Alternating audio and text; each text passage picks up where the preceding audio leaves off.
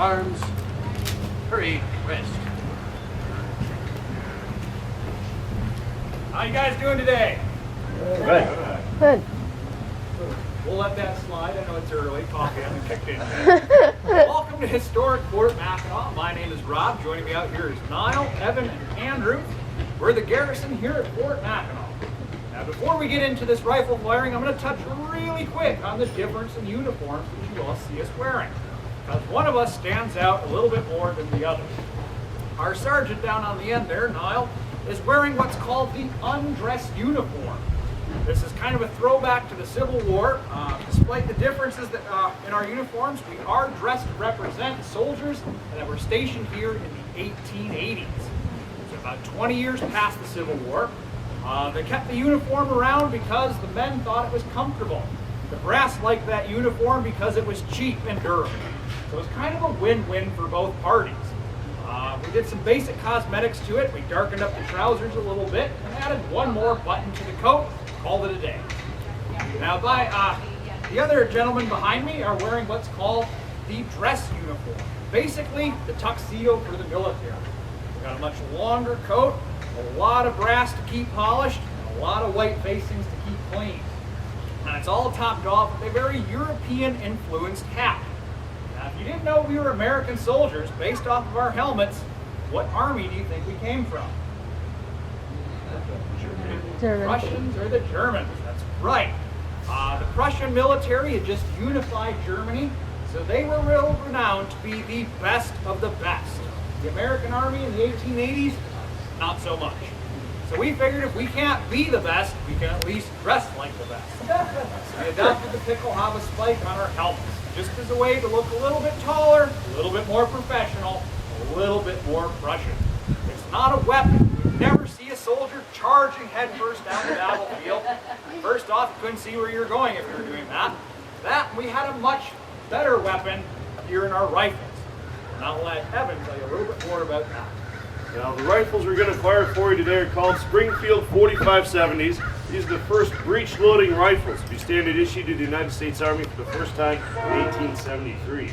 So no longer do you have to pour powder and shot down the front end, ram it down with a ramrod or anything like that. Instead, all you've got to do is come back here to the breech, cock the hammer back twice, flip open the rising breech block, and insert a very modern-looking brass cartridge. Would contain 70 grains of black powder, would be tipped with a 45 caliber lead bullet, which we've left off today for what I hope are obvious safety reasons. Slip that in the breech, close it up, cock the hammer back once more, and your rifle is ready to fire. This is a process that a good soldier could go through every 5 or 6 seconds, firing off well-aimed shots. Additionally, because we are now loading from the breech, you're able to get a perfectly tight seal with the rifling inside the bore. The spiral grooves that put spin on the bullet in flight make it go much farther, much more accurately, meaning these rifles can hit targets upwards of 1,000 yards away, more than half a mile. This is a very, very good shot, even by today's standards. Unfortunately, there aren't a whole lot of soldiers in the Army who can make a shot like that. We actually had kind of a reputation of having some of the worst military marksmen in the world. This changes in 1884, when for the first time the Army makes marksmanship training mandatory for every soldier in the Army. So here on Mackinac Island, there are 2 rifle ranges that were constructed here. There was a 200-yard range right behind the fort. You can still walk on it today, and a full 1,000-yard range close to the middle of the island. The Army does a pretty quick 180 from having some of the worst military marksmen in the world to having some of the best. And I'm proud to say Fort Mackinac produced some of the very best shots in the Army at the time, which we still like to brag about 130 years later. Now, we are going to step back and fire for you. I will warn you that these rifles are extremely loud. Just notice the gentleman behind me put in some historically inaccurate bright foam earplugs. It'll be your cue to find your own historically accurate sets of earplugs right on the ends of your fingertips, going just like that.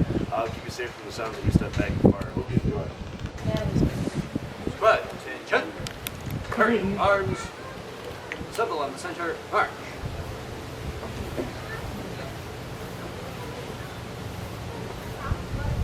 About, face. Forward, march. March.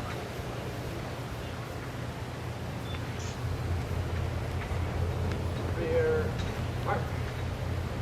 Wide, oh, back. Look.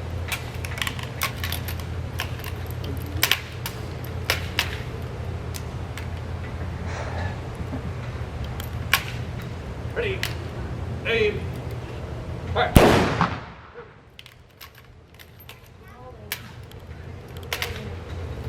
Ready, aim, fire.